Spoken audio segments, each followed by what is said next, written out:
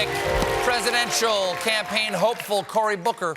Well, let's talk about some specific policies that have been thrown out by the new Democrats in Congress and by some of the people. Can I just say one thing about, because this news came out about Paul Manafort, and I'm really ticked off about this. Yesterday, Thursday. Yes, yesterday came out that, well, one of my friends says that we have a criminal justice system that treats you better if you're rich and guilty than if you're poor and innocent.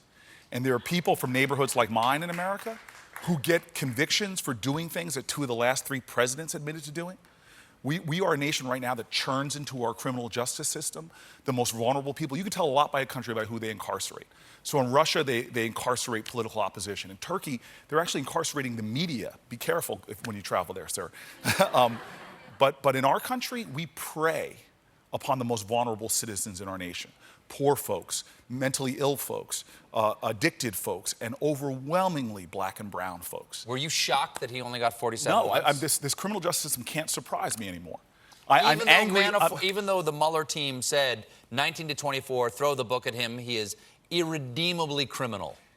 First of all, I don't believe in that word irredeemably. How about this? They said he is a high risk of recidivism. My point. Yes. They said that he is a hardened criminal. Yes, they said. And he is somebody that did things that undermine in this investigation. And so everybody, that so delegitimizes our criminal justice system. That there are people in prison right now. I had a guy that went with me to the State of the Union address, the legislation I worked on with other senators liberated, who was in jail for life for being in possession of crack cocaine weighing less than a baseball.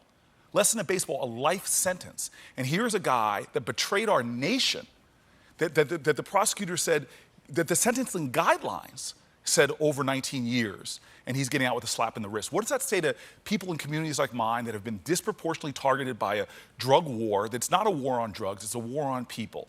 This is the kind of injustices. We say we're the land of the free, but 1 out of every 3 incarcerated women on the planet Earth are here in the United States of America. And which women overwhelmingly get incarcerated? The most vulnerable. Survivors of sexual assault. Over 85% of the women we incarcerate are survivors of sexual assault. Low-income folks. Overwhelmingly, the majority of women we incarcerate are low income. This is a cancer on the soul of our country. What happened yesterday, to me, is just yet another example of the work we have to do. We swear, and I have this saying, that before you tell me about your religion, first show it to me in how you treat other people. Well, we have a civic gospel. We have a civic gospel that we all swear an oath to in this country.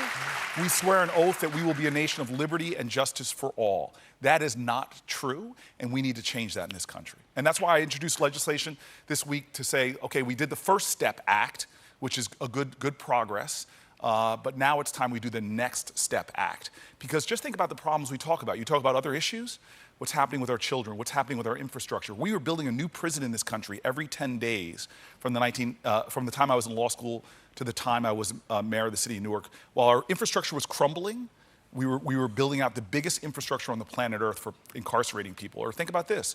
Because once you get an indictment or a conviction for doing things that now senators admit to doing, oh, I smoke marijuana, there were more marijuana possession arrests in 2017, possession arrests, than all the violent crimes combined. And those people now can't get a job, can't get business licenses. They have a lifetime sentences. In some states, they can't vote. They have their citizen rights ripped away from them. So this is a system that, as Villanova University says, if Americans' incarceration rate was the same as other countries, we'd have 20% less poverty.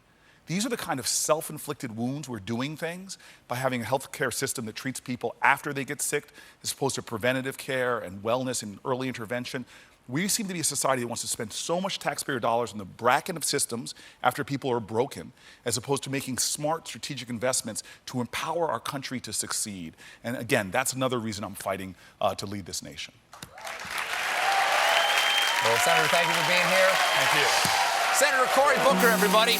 We'll be right back with the stars of Comedy Central's corporate, Matt Ingerbretson and Jake Weissman.